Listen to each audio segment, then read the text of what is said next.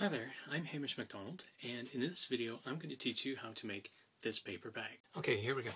So, start with a piece of paper, whatever dimensions, doesn't matter, and the proportions are all going to be kind of the same regardless of the paper that you use. So, take your piece of paper and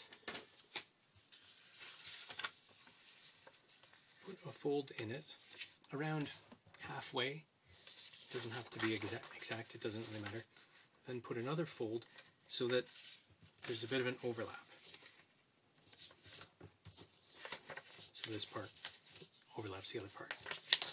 And then I'm going to take some glue, and I'm just going to put a piece of scrap paper in here so I can glue with abandon, and just put a line of it along the edge there, and then that over. And if you have any patience at all, you can allow this to dry in between the stages and steps in this process. I have no patience whatsoever, so I'm not going to.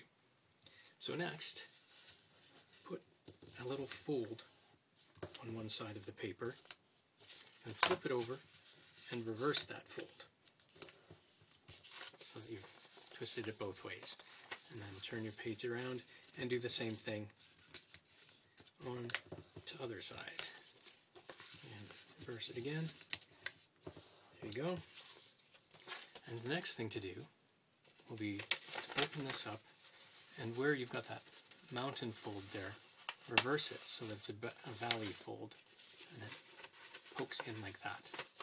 And then flatten that, and same thing on the other side. It's poking up. Reverse it so that it sticks in. And then choose which side you want to be the bottom. I'll do this side, and fold it up a bit. How much? I haven't exactly figured out what's ideal, but just a bit. And then this is the kind of complicated part. Pinch where that fold is, and then you want to squish this down so that it creates a tab. And if you do it properly, you'll see that there's a triangle inside there. So let me turn it over and do the same thing on the other side. Squish that, and then squish that down so that as evenly as possible there's a tab. And then flatten that down. And you'll see it's not exact. I haven't managed to get them perfect too many times, and it doesn't even show, so it doesn't matter. And then put some glue on each of these angled corners here. And then also put a line of glue on that sort of inside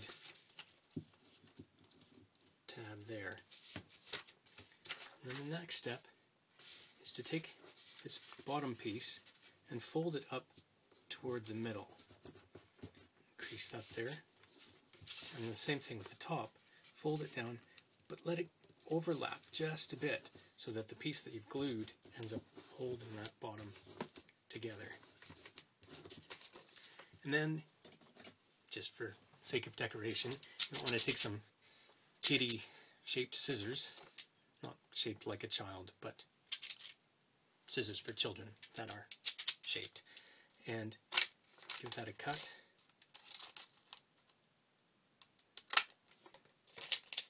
Just to finish it off. And then, oh no, I've got some scrap paper. Where shall I put that? Oh, how about in this paper bag I made earlier? So, if you open that up now, you'll see that you've got a decorative paper bag that you can use for gifts or rubbish or whatever you want.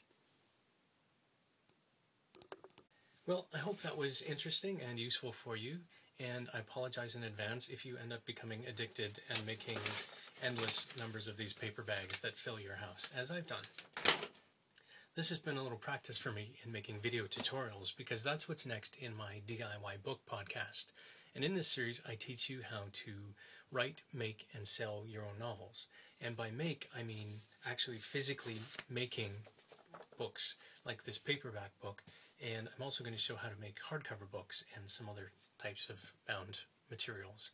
So if you're interested in that, you can go to hamishmacdonald.com or search for DIY book on iTunes. Thanks very much. Bye-bye.